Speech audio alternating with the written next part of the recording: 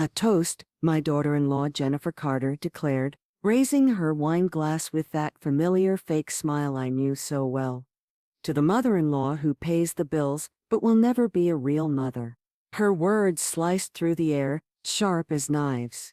The silence that followed was so thick you could cut it with scissors. My son, Michael Carter, looked down embarrassed, as the other guests exchanged awkward glances. I remained perfectly still, my napkin folded neatly on my lap, watching Jennifer sip her wine as if she'd just delivered the funniest joke in the world. 15 years, 15 long years, I had spent supporting this family, paying every bill, every whim, every emergency they could conjure, and there she was, humiliating me in front of everyone as if I were a stranger begging for a meal. I took a deep breath. Without a word, I pulled a golden key from my purse. I placed it gently in the center of the table next to the paper I had prepared that very morning. The metal clinked against the wood, a sound that echoed with freedom. Michael saw the key, read the note attached to it, and his face transformed from shame to pure terror. His cheeks went as pale as unlit candle wax. "Mom," he stammered, his voice cracking, "tell me you didn't do that." But I was already on my feet. My black dress swayed softly as I walked towards the door, leaving behind 15 years of humiliation, disguised as familial generosity. Every step I took resonated like a declaration of independence on the hardwood floor. It was the key to their house, the house I had bought, the house that was in my name, and the note I had left was simple, direct, no beating around the bush. "You have 30 days to vacate, the legal papers will arrive tomorrow." I remembered arriving at that house 2 decades ago. I was a 49-year-old widow, heartbroken but with strong hands. My husband William had died in an accident, leaving me alone but with a considerable inheritance and a thriving business. Michael was barely 24 when he married Jennifer, that sweet, smiling girl who called me mom and hugged me every time she needed money. At first, everything seemed natural. The newlyweds needed help getting established. I had the means, they had the dream. I paid the down payment on their first house, a nice 2-story property with a backyard where I imagined my grandchildren would someday play. Then came the new car because the used one wasn't safe for a growing family. Then the vacation to Europe because they deserved a delayed honeymoon. After that, the credit cards for emergencies that never seemed to get paid off. Jennifer had a special knack for making me feel guilty for having money while they didn't. "It must be nice not to worry about bills," she'd say with a theatrical sigh. "I wish we all could have that peace of mind." And like a fool, I'd open my checkbook once more. For years I became their personal ATM. Every month I'd transfer $2,500 for their basic expenses. I paid the mortgage, utilities, car insurance, phone bills, even gym membership. When their children were born, I paid for the hospital, nannies, clothes and private schools. I once calculated that I had spent over $400,000 in 15 years, supporting them, and not once did I receive a sincere thank you. Only expectations, only demands disguised as urgent needs, only fake smiles followed by outstretched hands. The final straw had been that dinner. Jennifer had organized a family gathering, supposedly to celebrate my 69th birthday. But from the moment I arrived, I knew something was off. Her friends were there, people I didn't know, and they all looked at me with that mix of pity and superiority that I loathed. Throughout dinner, Jennifer had been making subtle comments about older people clinging too tightly to their children, and the importance of each generation having its own space. When they served the cake, it wasn't even my favorite flavor. It was chocolate, which I detest, but which she loves. And then came that toast. That moment when my own daughter-in-law decided to humiliate me in front of strangers, turning me into the pathetic benefactor who would never be a real mother to them. But as I walked to my car that night, something had shifted inside me. I was no longer the vulnerable widow who needed to buy love. I was Charlotte Anderson, a 69-year-old woman who had built an empire from scratch after losing her husband.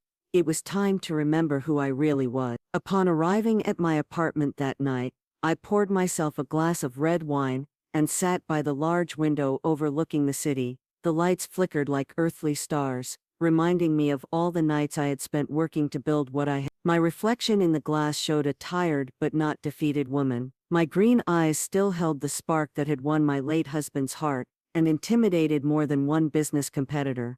I remembered the first time Michael brought Jennifer home. She was 22 with long wavy brown hair and wore an emerald green dress that enhanced her light eyes. Jennifer had approached me with apparent shyness, hugged me tightly, and whispered, "I hope we can be like mother and daughter."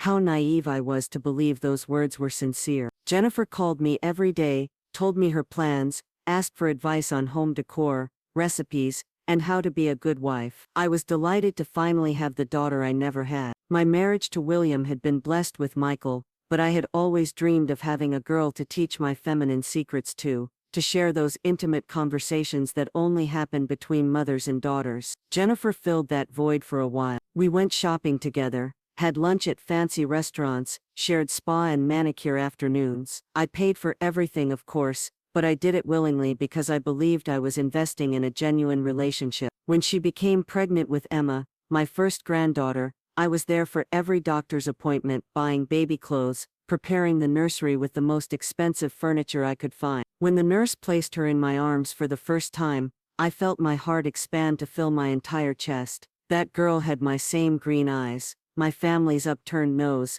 and when her tiny fingers closed around my index finger, I knew I would do anything to protect her. But things began to change subtly after Emma's birth. Jennifer no longer called me to chat, but only when she needed money for diapers, formula, or new baby clothes. Invitations to lunch became less frequent, and when they happened, they always ended with her mentioning some small financial emergency that needed my help to resolve. When Emma turned 2, Ryan, my second grandson, arrived, a beautiful boy with his father's dark hair and a mischievous smile that reminded me of Michael when he was little. With 2 children at home, expenses multiplied, and I continued to cover everything without complaint. Private schools, swimming lessons, piano, ballet for Emma, soccer for Ryan, family vacations to theme parks, the beaches of Hawaii, always me funding, always them enjoying. My son Michael had stopped working 5 years ago.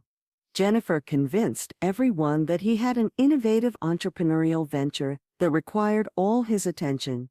But I never saw concrete results. I only saw a 39-year-old man sleeping late, playing video games while his wife organized lunches with her friends using my money.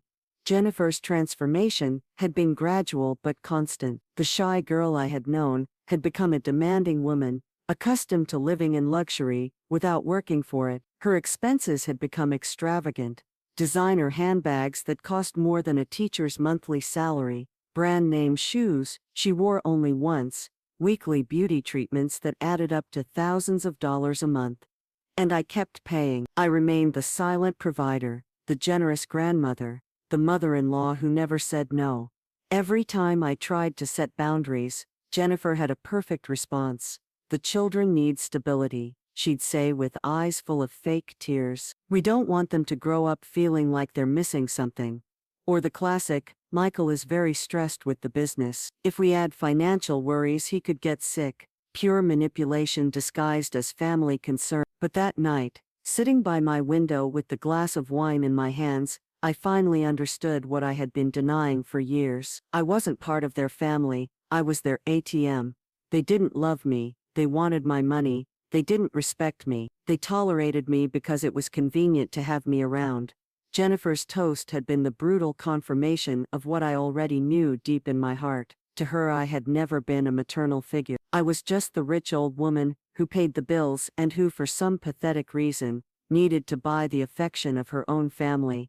That realization should have broken my heart, but instead it filled me with a strange sense of liberation. For the first time in 15 years, I saw the situation with absolute clarity. I didn't have to continue being the victim of their game. I had the power to change the rules. I got up and went to my desk where I kept all my important documents. I pulled out the deeds to the house where Michael and Jennifer lived, the credit card statements I religiously paid every month, the receipts for the automatic bank transfers I had set up to cover their expenses. Everything was there in black and white, evidence of 15 years of wasted generosity. But I also had something else. I had the legal power to stop it all. The house was in my name, the credit cards too. The bank accounts from which the money flowed to support them were exclusively mine. Technically, legally, they owned nothing.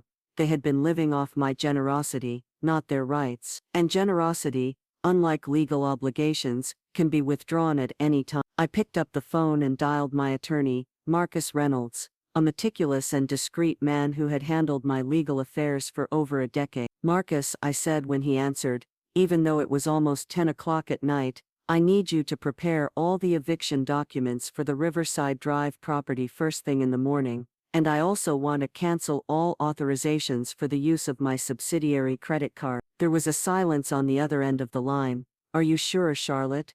It's a big decision." "I've never been more sure of anything in my life," I replied with a calmness that surprised even myself. At 6 o'clock the next morning, I was already dressed and ready to start the most important day in the last 15 years. I put on my pearl gray suit, the one that always made me feel powerful during business meetings, and swept my hair into an elegant bun. In the mirror I saw the woman I had been before I became the complacent grandmother, determined, relentless, master of her own destiny. My first call was to the bank.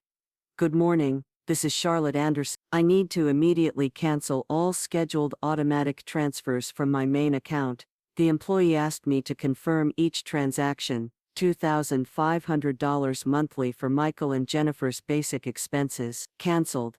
$800 for Jennifer's car payment. Cancelled. $500 for the children's extracurricular activities. Cancelled. $300 for the country club membership. Cancelled. "Are you sure you want to cancel all these transfers, Miss Anderson?" the employee asked with evident concern. "Completely sure," I replied without hesitation. "And I also want you to cancel all additional credit cards associated with my account, those in the name of Michael Carter and Jennifer Carter." I heard the rapid typing of her computer. "Understood. The cards will be blocked immediately. Is there anything else I can help you with?" "Yes, I want to change all my account access passwords and set up alerts for any unauthorized access attempts." After finishing with the bank, I called Marcus. He had already started preparing the legal documents I had requested the night before. "The eviction papers will be ready this afternoon," he confirmed. "Under state law, you have to give them 30 days notice, but since they haven't paid rent or utilities, they are technically living there out of your generosity. That gives us more legal leeway." "Perfect," I replied. "I also want you to review all loans or financial commitments they may have acquired using my name as a reference, if there's anything I need to know immediately." My phone started ringing around 10 o'clock in the morning. It was Michael. I let it ring until it went to voicemail. Then Jennifer called, also going straight to voicemail. After 15 missed calls, I finally decided to answer. "Mom, what's going on?" Michael yelled into the phone. "Jennifer went to the supermarket, and her card was rejected. We called the bank, and they told us all our accounts have been blocked." "Good morning, Michael," I replied with a calm that dramatically contrasted with his hysteria. "I hope you slept well in my house." "Your house, Mom? This is our house. We've been living here for 15 years. A house I bought, that's in my name and for which you have never paid a single cent," I replied unflustered. "The eviction documents will arrive this afternoon by messenger. You have 30 days to find somewhere else to live." A silence fell that lasted an eternity. I could hear my son's agitated breathing on the other end of the line. "Mom, please can we talk? I know Jennifer went too far last night, but that doesn't mean you have to do this." "Went too far," I repeated with a bitter laugh. "Michael, your wife humiliated me in front of strangers after I supported your family for 15 years. But that's not what bothers me the most. What bothers me is that you sat there letting it happen. What bothers me is that not once in all these years did you defend me from her derogatory comments. For years I've been treated like the rich, pathetic relative who needs to buy love because she's lonely. But you know what I discovered last night? I'd rather be alone than be surrounded by people who despise me." I hung up before he could respond. Immediately it started ringing again, but I silenced it. At 2 o'clock in the afternoon, I decided to do something I hadn't done in years. I went alone to lunch at my favorite restaurant, that little French cafe downtown where they serve the best quiche Lorraine in the whole state. I asked for a table by the window, opened a book I had been waiting to read for months, and enjoyed a quiet meal without having to listen to complaints about money, without having to feign interest in Jennifer's manufactured dramas, without having to pretend that her children respected me when they had clearly learned from their parents to see me only as a source of funding. The waiter, a young man named Alex who had served me for years, approached with curiosity. "Miss Anderson, I haven't seen you here in a while. How have you been?" "I'm rediscovering myself," I replied with a genuine smile. "And it's amazing how liberating it can be." As I ate, I remembered all the times I had canceled my own plans to accommodate Michael and Jennifer's schedule, how many invitations to social events I had turned down because the family needed me to stay and watch the children, how many trips I had postponed because an emergency always arose that required my immediate financial attention. For example, 3 years ago I had the opportunity to join a Mediterranean cruise with a group of business friends. It was something I had dreamed of doing for decades, but just before the trip, Jennifer had appeared with tears in her eyes, saying that Ryan needed minor surgery and that they didn't have enough health insurance to cover it. Of course, I canceled my vacation and paid the medical expense. Later, I discovered that the minor surgery had been a simple tonsillectomy that their health insurance would have covered completely. Or last year, when I had finally decided to redecorate my apartment, I had hired an interior designer, chosen new furniture, planned to turn my home into the elegant refuge I had always wanted. But then Michael came with an incredible investment opportunity that required $50,000 immediately. As always, I opened my checkbook. The investment opportunity turned out to be a pyramid scheme that lost all the money in 6 months. My furniture remained the same as 10 years ago. It was as if my life had been on pause for a decade and a half, eternally waiting for my family to allow me to live. But that day, sitting in my favorite restaurant, reading my book in peace, I realized that I no longer needed anyone's permission to exist. My phone vibrated with a text message from Jennifer. "Charlotte, please, can we talk like adults? The kids don't understand why Grandma is angry. This is affecting them emotionally." Typical of her, using Emma and Ryan as emotional shields, making everything about the children when it was really about her parasitic lifestyle. I replied, "The children can visit me whenever they want. You and Michael have 30 days to move out. It's non-negotiable." Her reply came immediately. "You are a bitter and cruel woman. Michael was right about you." I read the message and for the first time in years, burst out laughing in public. People at nearby tables looked at me with curiosity, but I didn't care. There was something deeply liberating about them finally showing their true colors without disguise or pretense. Michael was right about me, I murmured to myself. That meant they had been talking about me behind my back for years, probably laughing at how easy it was to manipulate me, how desperate I was to feel needed. But I was no longer that woman. The woman who was getting up from that cafe table was someone completely different. That afternoon, when I returned to my apartment, I found Michael waiting for me in the building lobby. He was sitting on one of the leather armchairs in the lobby, with his hands between his legs, and his head bowed like a punished child. When he saw me enter, he stood up immediately, and for the first time in years, I saw something in his eyes that I hadn't seen since he was a teenager: genuine fear. "Mom, please," he began to say, as I walked towards the elevators. "We have to talk. This is getting out of control." "You're right," I replied without stopping. "It got out of control many years ago when you repeatedly allowed your wife to disrespect me while I financed your lifestyle." He followed me to the elevator. "I can explain everything. Jennifer is stressed, the kids have been difficult, and last night she simply showed me what she really thinks of me." I interrupted him as I pressed the button for the 10th floor. "And the saddest part, Michael, is that you let her do it. Your own son stood by silently while his wife humiliated his mother." The elevator doors opened on my floor and he followed me down the hall to my door. "Mom, please let me in. We can resolve this as a family."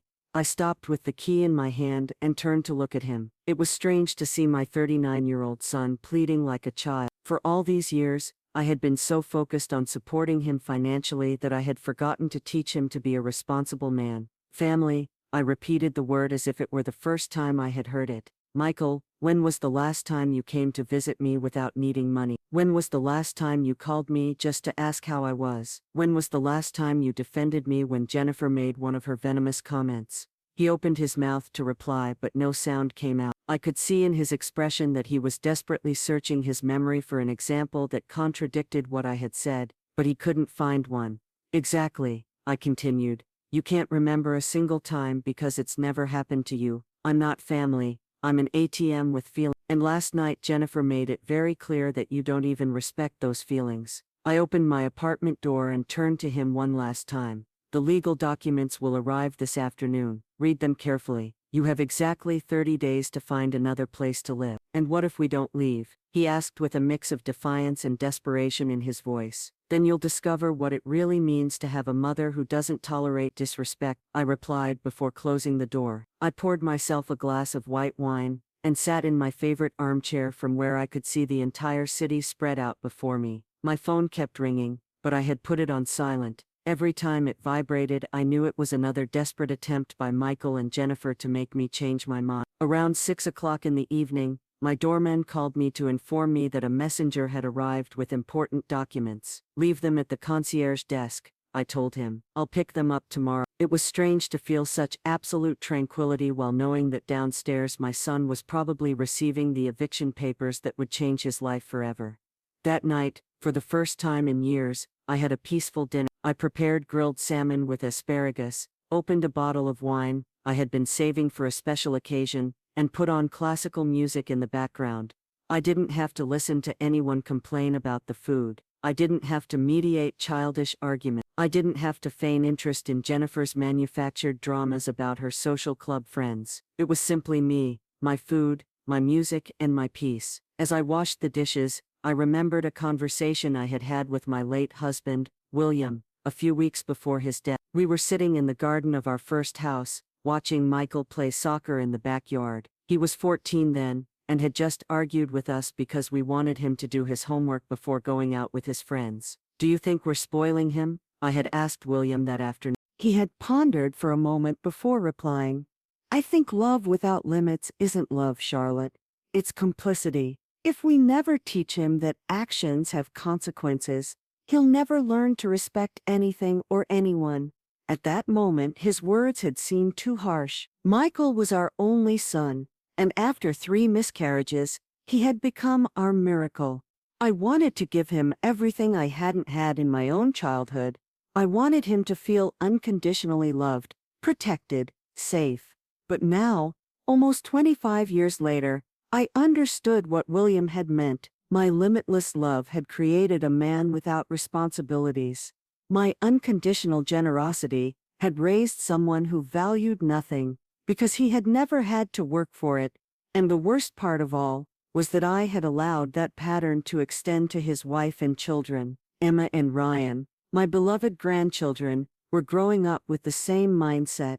They expected Grandma Charlotte to pay for everything from their expensive schools to their extravagant vacations, without ever teaching them the value of effort or genuine gratitude. But it wasn't too late to change that. My phone vibrated with a text message from a number I didn't recognize. Grandma, it's Emma. Mom lent me the neighbor's phone because she says we can't use ours. Is it true that you don't love us anymore? Why is Dad crying? My heart broke. Emma was only 14, the same age Michael had been in that conversation with his father in the garden. It wasn't her fault that she had grown up in an environment where Grandma's money was taken for granted. I replied immediately, my love, of course I love you. I love you and Ryan more than anything in the world, but sometimes adults have to make difficult decisions to teach important lessons. Can you come over tomorrow after school so we can talk? Her reply came quickly, yes, but Mom says we can't go to your house because you're very angry. Your mom is wrong. My door is always open to you. Tell your dad I'll expect you both tomorrow at 4 o'clock in the afternoon.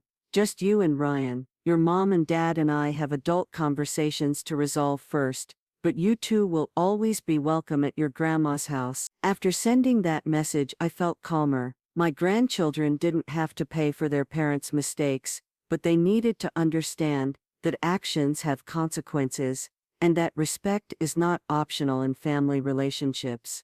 That night, I slept better than I had in months. I didn't have nightmares about unpaid bills. I didn't wake up worrying about whether Michael had found a job. I didn't stay awake calculating how much money I would need to transfer next month to keep my family afloat. For the first time in 15 years, I slept like a free woman. The next day, I woke up feeling as if I had emerged from a 15-year coma. The sun streamed through my bedroom windows with an intensity I hadn't noticed in a long time, and for the first time in years, I didn't check my phone immediately upon opening my eyes. I was in no hurry to see how many missed calls or desperate messages I had received during the night. I prepared a full breakfast: scrambled eggs, toast with homemade strawberry jam, freshly ground coffee and fresh orange juice. I ate slowly, savoring each bite as I read the newspaper in peace. It was incredible how different things tasted when you didn't have to gulp them down quickly between one financial emergency call and another. Around 10 o'clock in the morning, Marcus called me to confirm that the documents had been delivered. Michael signed for them last night, he informed me. He also called me 3 times early this morning, but as you told me I didn't answer. Do you want me to handle all legal communication through my office? Yes, please, I replied. And Marcus, I also want you to prepare my will again. There are going to be significant changes in the distribution of the inheritance. There was a silence on the other end. Are you sure, Charlotte? These decisions can be irreversible. I am more sure of this than anything else I have ever done in my life, I told him with a firmness that surprised even myself. After hanging up with Marcus, I decided to do something I hadn't done in decades. I called my sister, Patricia, who lived in Seattle, and with whom I had gradually lost contact during the years of intensive parenting of my parasitic family. Charlotte, she answered with evident surprise. My goodness, it's been so long. How are you? How are you, Patricia? I began, and for the first time in years, I could talk about my life without having to pretend that everything was perfect. I told her the whole story, from the early years of generosity, to Jennifer's humiliating toast, from the bank transfers to the eviction document. My sister listened in silence for almost an hour. When I finished, she sighed deeply. Charlotte, do you know what hurts me most about all this? She finally asked. What? That all these years, every time I called you, you talked to me as if you were the happiest woman in the world. You told me about family vacations, about the grandchildren's achievements, about how close you were as a family. I even envied you because I thought you had the perfect family, while I, here, single and childless, felt incomplete. Her words hit me like a slap of reality. I guess I had convinced myself that it was true, I admit. It was easier to believe I was buying genuine love than to accept that I was being used. Sister, what you've done isn't cruelty, it's survival, and it was about time. After talking to Patricia, I felt validated in a way I hadn't experienced in years. Someone who had known me since childhood, someone who had nothing to gain or lose from my financial decisions, was telling me that I had done the right thing. At 3:30 in the afternoon, I prepared to receive Emma and Ryan. I bought their favorite cookies, prepared hot chocolate, and tidied up the living room to make them feel comfortable. Whatever conversation we were going to have, I wanted my grandchildren to know that my love for them had not changed. They arrived precisely at 4 o'clock, accompanied by Michael, who looked as if he hadn't slept in days. His eyes were red, his clothes wrinkled, and he had that defeated expression I hadn't seen since he was a teenager, and William had punished him for breaking a window playing ball at home. Mom, he began to say, but I stopped him with a gesture. Michael, this conversation is with Emma and Ryan. You can wait for them in the building lobby. They are my grandchildren, and I am their grandmother, and I have the right to speak with them alone, especially after everything that has happened. He wanted to protest, but Emma, who had always been more mature than her age suggested, placed a hand on his arm. Dad, it's okay. We need to talk to Grandma. Once Michael left, I served them cookies and hot chocolate, and we sat in the living room. Emma, at 14, looked at me with those green eyes so similar to mine, full of confusion and concern. Ryan, 11, seemed more interested in the cookies, but I could tell from his body language that he was also nervous. Grandma, Emma began, is it true that you're taking away our house? Mom has been crying all day, and Dad hasn't left his room. I took a moment to choose the right word. These children deserved honesty, but they also deserved the information to be presented in a way they could understand. No, my love, it comes from me. For 15 years I have paid for everything in your house. The house is in my name, the bills are paid by me. Even the food you eat every day is bought by me with my money. Emma looked at me with wide eyes. Seriously? Dad doesn't work? Your dad says he has a business, but that business has never produced enough money to support the family. And your mom doesn't work either, but then why do they always say they don't have money for things we want? Ryan asked with genuine confusion. Because it's easier to say there's no money than to explain that the money isn't theirs, it's mine. Emma, who had always been the more intuitive of the two, began to connect the dots. That's why whenever we want something expensive, Mom says, ask Grandma, or see if Grandma can help us. Exactly, but Grandma, Emma continued, if you pay for everything, why does Mom always talk as if we're asking you for favors? That question broke my heart because it showed that my 14-year-old granddaughter had already begun to notice the toxic dynamics in her home. Because your mom doesn't want you to know the truth. It's easier for you to think that I'm the generous grandma who helps out once in a while, instead of admitting that you live completely off my money. It means that your parents have chosen not to work because they know I'm going to pay for everything. But that situation ended last night. What happened last night? Emma asked. I explained in age-appropriate words what had happened during dinner. I told them about Jennifer's toast, how I had felt humiliated after years of supporting them, and about my decision to finally set boundaries. So, we have to move? Ryan asked in a small voice. Your parents have to find a way to support themselves and you, but that doesn't mean you're going to disappear from my life. You are my grandchildren, and I love you more than anything in the world, but you're not going to help us with money anymore, Emma asked. I'm going to help you in different ways. I'm going to make sure you have what you really need, but I'm no longer going to pay for the luxurious lifestyle your parents have become accustomed to. And I'm going to do something more important. I'm going to teach you the value of work and respect. Emma nodded slowly. I think I understand. Mom says mean things about you sometimes, and I've always felt uncomfortable, but never knew why. What kind of things does she say? She says you're controlling, that you use your money to manipulate us, that you like us to depend on you because you don't have a life of your own. The pain of hearing those words from my granddaughter's mouth was indescribable, but it was also liberating. I finally had confirmation of what I had suspected for years. Emma, Ryan, I said after processing what my granddaughter had just revealed, I want you to understand something very important. What I am doing is not to hurt you. It's to teach you something your parents have never shown you, that respect is not negotiable, and that true love cannot be bought. Ryan, who had been playing with his cookie crumbs, looked at me with those dark eyes so similar to Michael's when he was a child. But where are we going to live, Grandma? All my friends are at my school. Your dad and mom are going to have to find jobs and look for a house they can afford with their own money. And yes, it's possible that you'll have to change schools to a public one, and that you won't be able to have all the expensive things you're used to. Is that bad? Emma asked with genuine curiosity. No, my love. Millions of children go to public schools and are happy. Millions of families live on tight budgets and learn to value what they have. What's bad is growing up thinking that money appears magically without understanding that someone has to work very hard to earn it.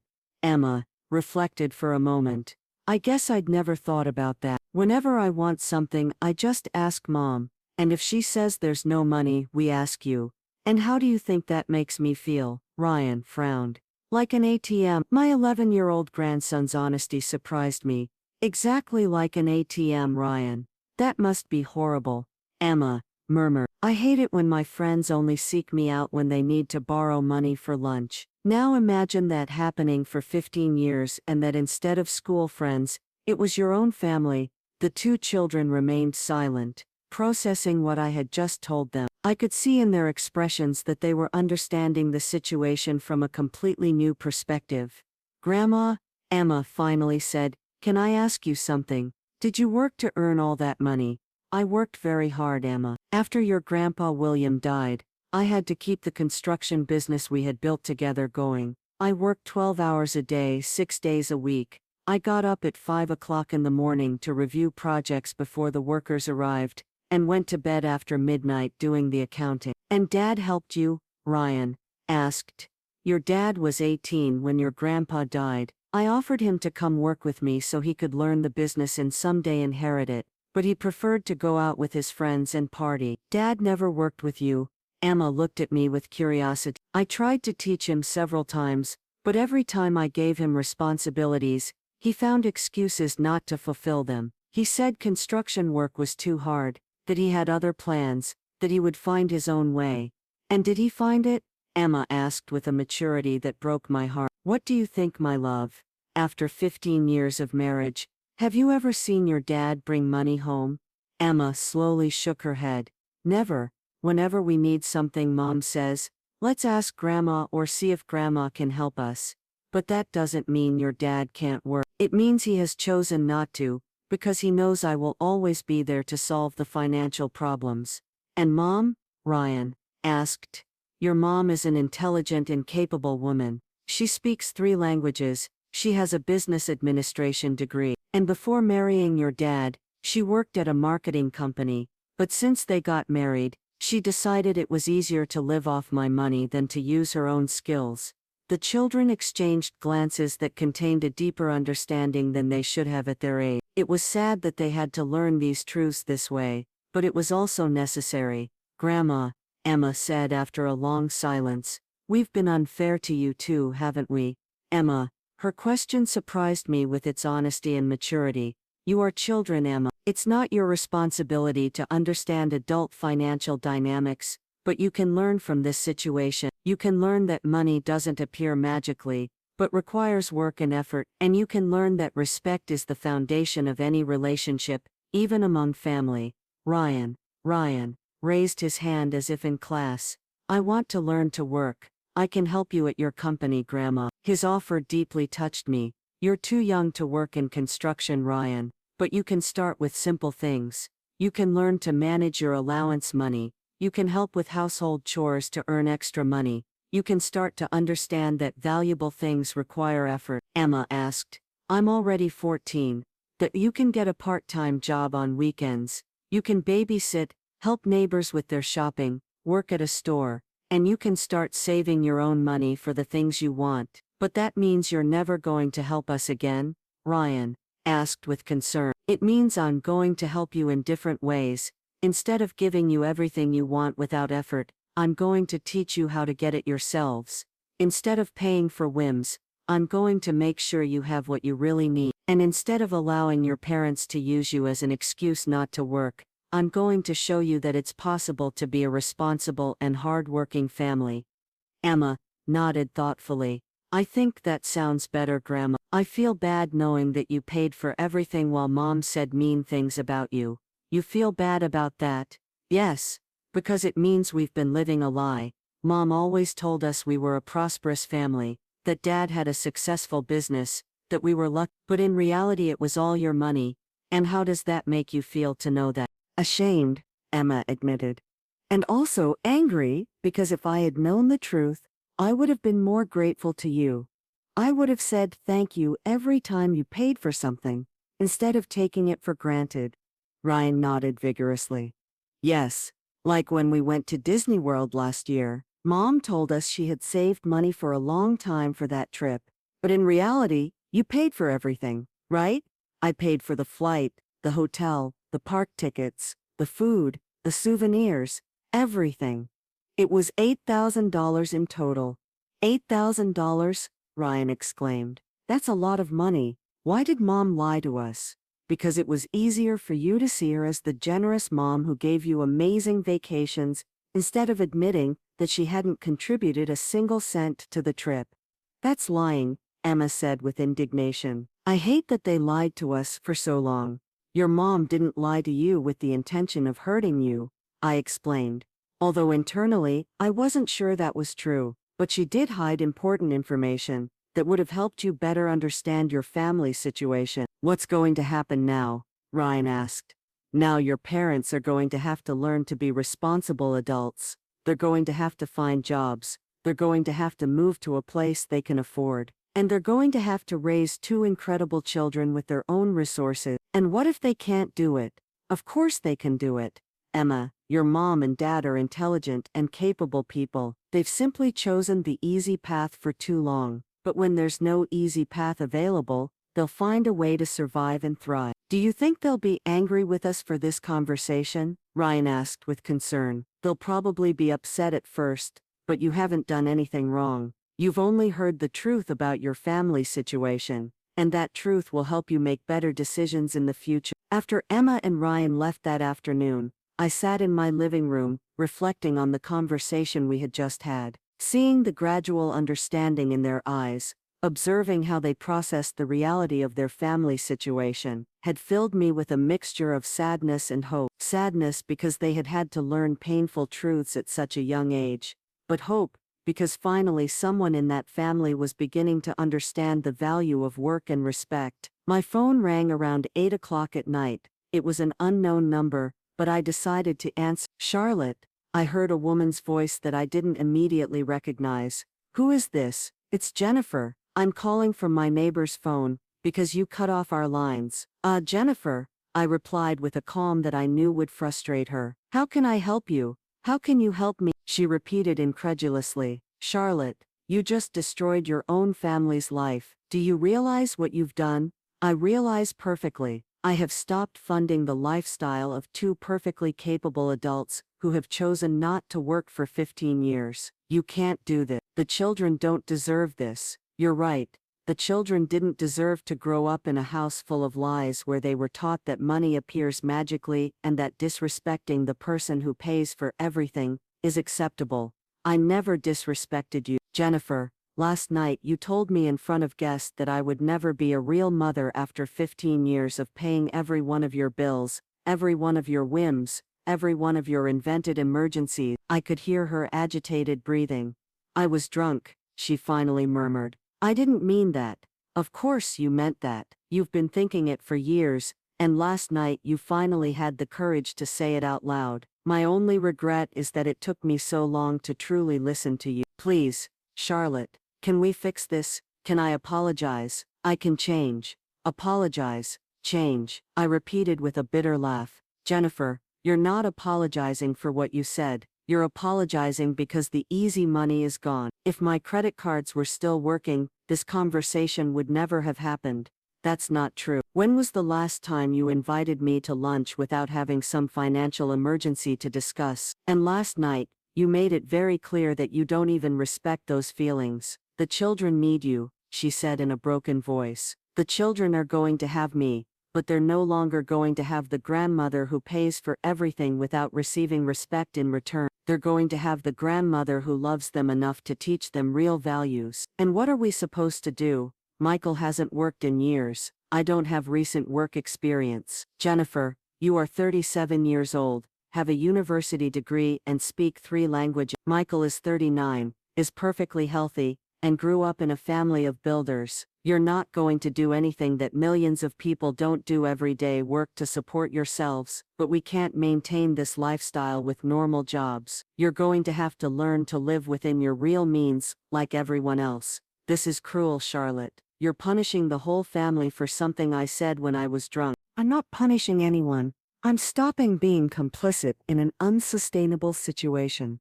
For 15 years, I've allowed you to live beyond your means, using my money. And for 15 years you've shown less and less respect towards me. That's not true. No. Jennifer, do you know how much money I've spent on your family in the last 15 years? No, I don't know exactly. $422,000. That amount doesn't include birthday and Christmas gifts, vacations, or emergency medical expenses. It only includes basic monthly expenses. I heard a choked whimper on the other end of the line. And do you know how many times in those 15 years you've invited me to dinner to thank me? How many times have you organized something special for me, paid for with your own money? Silence. 0 times, Jennifer. Not a single time. Every dinner, every celebration, every gift I've received from you has been indirectly paid for with my own money. I didn't know you were keeping track of all that. I wasn't keeping track until last night. Last night, I sat down and reviewed all my bank records. And for the first time in 15 years, I saw the complete reality of what had been happening. Charlotte, please give me one more chance. I can change. We can change. One more chance, Jennifer. You've had 15 years of opportunities. 15 years to show genuine gratitude, to try to contribute financially to your family, to show me the basic respect that anyone deserves, especially someone who has sacrificed so much for you. What do I have to do? Kneel? Beg you? Is that what you want? What I want is impossible, Jennifer. I want to get back 15 years of my life. I want to get back the respect I lost for my own son for allowing you to treat me the way you did. I want to get back the dignity I sacrificed every time I pretended that your insults disguised as jokes were acceptable. I never insulted you. Luckily, we have someone who can solve our lives. Those were compliments? They were cruel sarcasms. And you know it. Every one of those comments was a way of reminding me that you saw me as the pathetic relative who needed to buy love because she had no life of her own. I never thought that. Jennifer, last night you said exactly that in front of a group of strangers. You said I would never be a real mother. Do you know what that means to a woman who lost her husband at 49 and dedicated the next 20 years of her life to caring for her family? I heard sobs on the other end of the line. It means, I continued, that after 2 decades of sacrifices, my own daughter-in-law considers that everything I have done is worthless because I didn't give birth to my grandchildren. And you know what, Jennifer? You're right. I'm never going to be their biological mother, but it's also true that their biological mother is never going to be able to give them what I have given them: financial stability, quality education, opportunities, and above all, the example of what it means to work hard for what you want. Please, Charlotte. The children are asking me what's going to happen. I don't know what to tell them. Tell them the truth, Jennifer. For the first time in their lives, tell them the whole truth about their financial situation. Explain that they're going to have to move because you never paid for the house they live in. Explain that they're going to have to change their lifestyle because you never worked to maintain it. That's going to traumatize them. Growing up in a house full of lies. Growing up thinking that money appears magically. Growing up without understanding the value of work and effort. That is real trauma, Jennifer. I can't do this alone. You won't be alone. You'll be with Michael, your husband. Remember that man you married for better or for worse. It's time for you to discover what for worse really means. After hanging up with Jennifer, I poured myself a glass of wine and sat on my terrace, contemplating the city that spread out before me. The lights began to come on as the sun set, and for the first time in years, that view didn't remind me of the responsibilities I had to carry the next day. There were no other people's bills waiting for me, no invented emergencies to solve, no desperate calls to answer. It was simply beautiful. My phone vibrated with a message from Emma. Grandma, I talked to Ryan, and we want you to know that we understand what happened. We also want to ask if we can visit you on Saturday alone, without Mom and Dad. We want to get to know the real Grandma, not just the one who paid for everything. Her words touched me so much that my eyes filled with tears. After all the toxicity of the last few days, reading those lines reminded me why what I was doing was worth it. I replied immediately, "Of course, my loves. I'll expect you on Saturday at 10 o'clock in the morning. We'll have breakfast together, and then I'll tell you stories about your Grandpa William that you've never heard." That night I slept deeply for the second consecutive time. Something that hadn't happened to me in years. On Friday morning, Marcus called me with interesting news. Charlotte, Michael came to my office yesterday afternoon. He wants to negotiate the terms of the eviction. Oh, and what does he propose? He's willing to get a job if you give them 6 more months in the house and temporarily reinstate the credit cards. I burst out laughing. Marcus, do you realize what just happened? My 39-year-old son is negotiating getting a job as if he's doing us a favor. Yes, I realize the irony. What do you want me to tell him? Tell him the offer is interesting, but he needs to prove he's serious before I consider any kind of extension. What kind of proof? That he has a confirmed job and has received his first paycheck before the 30 days of eviction are up. If by day 29 he has a real job and can show me a pay stub, I'll consider giving them 30 additional days to get organized, but the credit cards remain canceled indefinitely. Perfect. I also have other news. I reviewed all the financial commitments they might have acquired using your name as a reference. I found 3 department store credit cards you never knew existed. Apparently, Jennifer applied for cards at Nordstrom, Macy's, and Bloomingdale's using your financial information as backing. The debts total approximately $50,000. I felt as if I had been slapped. Is that legal? Technically, it's fraud, but since they are members of your family and you've been paying all their other bills, it would probably be difficult to prosecute them criminally. However, you can dispute the debts and have the cards canceled immediately. Do it. And Marcus, I want you to investigate if there's anything else we don't know. If they've been using my credit information without my knowledge, I need to know everything. After hanging up with Marcus, I sat at my desk to process this new information. Not only had they been living off my generosity for 15 years, they had been committing financial fraud using my identity. The betrayal was even deeper than I had imagined. That afternoon, I decided to do something I hadn't done in decades. I called my old friend Catherine Miller, a woman I had known in college and with whom I had lost contact when I became immersed in the intensive parenting of my parasitic family. "Charlotte," she answered with evident surprise. "My goodness, how many years has it been? 10, 15? Too many years, Catherine. I've been living in a bubble and I finally woke up. Do you realize that what you've just described to me isn't a dysfunctional family? It's full-blown financial abuse." Financial abuse. When someone manipulates you emotionally to access your economic resources, when they use your generosity as a tool of control, when they commit fraud using your identity, that's not family love, it's abuse. Her words impacted me because they gave a name to something I had been feeling, but hadn't been able to articulate. For 15 years, I hadn't been the generous matriarch of a close-knit family. I had been a victim of systematic financial abuse. And do you know what's most insidious about financial abuse? Catherine continued.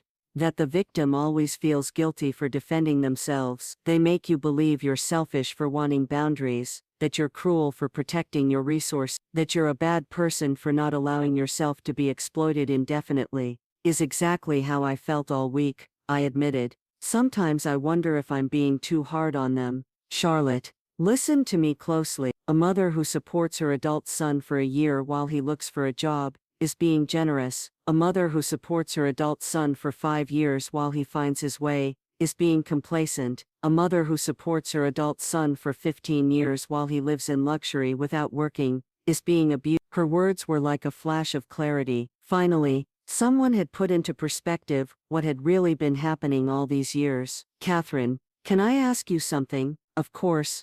During all these years that we lost contact, did you ever wonder why I had disappeared from your life? Honestly, yes. I used to wonder what had happened to you. Before, you were so independent, so sure of yourself. You had plans, ambitions, an active social life. And suddenly, when I tried to invite you to things, you always had some family responsibility to attend to. And what did you think? I thought you had become one of those mothers who completely lose their identity in their children. But now I understand that it wasn't that. You had fallen into an abusive relationship with your own family. That afternoon, for the first time in 15 years, I made social plans that had nothing to do with my family. Catherine invited me to accompany her to an art exhibition the following Friday, and I accepted without having to consult with anyone, without having to worry about whether some family emergency would arise, without having to pretend interest in Jennifer's manufactured drama. On Saturday morning, Emma and Ryan arrived promptly at 10 o'clock. I greeted them with a full breakfast: pancakes, scrambled eggs, bacon, fresh orange juice, and strawberries with cream. But the most important thing was that for the first time in years, I was able to enjoy a meal with my grandchildren, without having to listen to their parents complain about money in the background. "Grandma," Emma said as she cut her pancakes, "I wanted to tell you something. Last night I heard Mom talking on the phone with her sister and she was saying that you had gone crazy, that you were being cruel for no reason. And what do you think about that? I think Mom doesn't understand what it means to be grateful. Since we talked the other day, Ryan and I have been talking a lot about everything you told us." Ryan nodded vigorously, and we realized that we had never said thank you for anything. "How do you feel realizing that?" "Bad," admitted Emma. "But we also decided that we want to change that. We want to learn to be truly grateful, not just when we need something. And we also want to learn to work," Ryan added with enthusiasm. "Emma told me that she's going to look for a babysitting job, and I want to help the neighbor next door with her groceries. I looked at them both with genuine pride. In a single honest conversation, they had shown more emotional maturity than their parents in 15 years. You know what? I told them. I think you're going to be fine no matter what happens with your parents. You think so? Emma asked. I'm sure because you've learned something your parents never learned, that valuable things require effort and that respect is earned with actions, not with words. 3 months later, I found myself sitting on the terrace of a small cafe in Florence, Italy, contemplating the Arno River as the afternoon sun painted the ancient buildings with golden hues. In front of me was a perfect cappuccino and a book of poetry I had wanted to read for years. For the first time in decades, my time belonged completely to me. The trip to Europe had been a spontaneous decision. After selling the construction company that William and I had built together, I realized that I had more money than I would need for the rest of my life. But more importantly, I had something I hadn't had in years: the freedom to decide how to spend it. My phone vibrated with a message from Emma. Grandma, I got my second job. Now I babysit 3 afternoons a week and help at the local bookstore on Saturdays. I've saved $200 this month. Ryan is also working with Mr. Davis mowing lawns. Dad finally got a job at a construction company, and Mom is working part-time at a translation office. It's weird, but I think we're happier now than when we had everything given to us. Her message filled me with deep satisfaction. I had made the right decision, even if it had been the most difficult one of my life. Michael had called me 2 weeks ago for the first time in 2 months. His voice sounded different, more mature, less child. Mom, he had said, I want you to know that I got a job at Riverside Construction. I started as a basic laborer, but the foreman says I have potential to move up if I work hard. I also want to apologize, not for what's happening now but for all the previous years. You're right. I'm a 39-year-old man who never learned to be responsible because I always knew you would solve everything. And how do you feel now that you have to solve things yourself? Terrified, he admitted with a nervous laugh. But also, I don't know how to explain it. Proud, I guess. When I received my first paycheck, I understood something I had never felt before. That money was mine. I had earned it with my own effort. And Jennifer is struggling more than me. She's still angry with you. She still thinks you were too harsh, but she's working, and the children respect her more now that they see her making an effort. I'm glad to hear that the whole family is working. Mom, can I ask you something? Of course. Are you ever going to completely forgive us? Is there any chance we can be a normal family again? I had reflected carefully before replying. Michael, forgiveness isn't something that's granted once and for all. It's something that's built day by day with consistent actions and genuine respect. If you continue to show that you've learned your lesson, if you continue to treat me with the respect I deserve, and if you continue to be responsible for your own lives, then yes, we can rebuild our relationship. But you're never going to help us financially again. I'm going to help you in different ways. If the grandchildren need something for their education, if there's a real medical emergency, if you show that you've been saving and working hard towards a specific goal, then I'll consider contributing. But I will never again support capable adults who choose not to support themselves. Now, sitting in that Italian cafe, I remembered that conversation with a smile. 90 days had passed since I cut off all funding, and my family had not only survived, but was thriving in ways that never would have been possible while they lived off my money. Marcus had sent me a report the previous week. Michael had already received 3 raises in 2 months for his work ethic. Jennifer had been promoted to coordinator at the translation office. The children were adapting well to their new public school where Emma had been elected class representative, and Ryan had joined the soccer team. More importantly, they had learned to live within a budget. They had sold Jennifer's luxury car and bought a used but reliable one. They had moved into a 2-bedroom apartment that, although smaller than my house, was cozy and paid for with their own money. They had learned to cook at home instead of eating at expensive restaurants, and had discovered that some of the best family experiences didn't require money: walks in the park, game nights at home, homemade meals prepared together. Emma had told me in one of our weekly calls, "Grandma, it's strange, but I think I understand better now what it means to be a family. Before, when we had everything we wanted, we never appreciated anything. Now when we buy something special like pizza on Friday night, it feels like a real celebration. That transformation confirmed that I had made the right decision. My grandchildren were real values that would stay with them throughout their lives. The value of work, the satisfaction of their own effort, the importance of gratitude, and the difference between wants and needs.